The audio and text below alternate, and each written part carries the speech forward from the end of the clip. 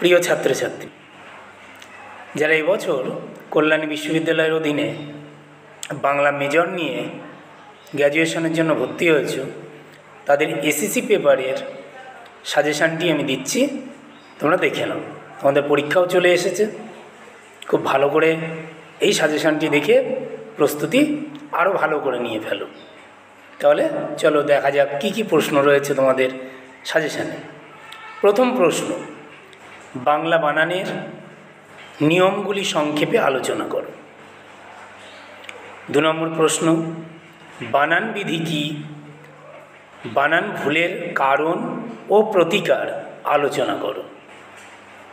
3 নম্বর প্রশ্ন, বাংলা বানান বিধিতে নত্ব বিধান অর্থাৎ দন্তান্ন এবং মূর্ধন্যের ব্যবহার ও সত্য বিধান অর্থাৎ মূর্ধন্যস্য, দন্তস্য ও তালবস্য এই সত্য বিধানের নিয়মগুলি উল্লেখ করো। 4 নম্বর প্রশ্ন, প্রুফ সংশোধন বলতে কি বোঝো? প্রুফ সংশোধনের 7টি নিয়ম উল্লেখ করো। 5 নম্বর প্রশ্ন, প্রুফ সংশোধনের প্রয়োজনীয় চিহ্ন বা সংকেতগুলির ব্যবহার আলোচনা করো। 6 নম্বর প্রশ্ন, গ্যালি প্রুফ কি বা গ্যালি প্রুফ বলতে কি বোঝো? এর সংশোধনের নিয়ম বা পদ্ধতিগুলি আলোচনা করো। 7 নম্বর প্রশ্ন, প্রুফ সংশোধনের পদ্ধতিগুলি আলোচনা করো। 8 নম্বর প্রশ্ন, কন্টেন্ট রাইটিং বলতে কি বোঝো? কন্টেন্ট রাইটিংয়ের প্রয়োজনীয়তা বা গুরুত্বগুলি উল্লেখ করো বা আলোচনা করো। 9 নম্বর প্রশ্ন, কন্টেন্ট রাইটিংয়ের বিশেষ কৌশলগুলি আলোচনা করো।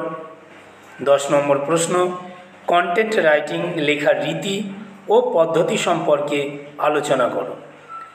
11 নম্বর প্রশ্ন, ডিজিটাল কন্টেন্ট বলতে কি বোঝো? এর গুরুত্ব ও প্রকারভেদগুলি উল্লেখ করো।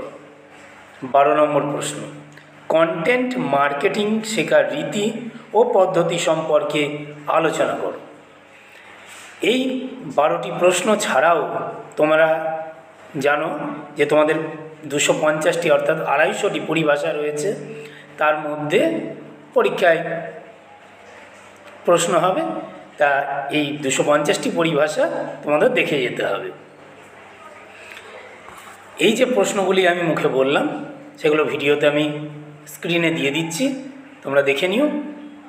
আশা করি এই 12টি প্রশ্ন পড়লেই তোমরা এর মধ্য থেকেই কমন পেয়ে যাবে। আজকে এই পর্যন্ত রইল, ভালো করে পড়াশোনা করো।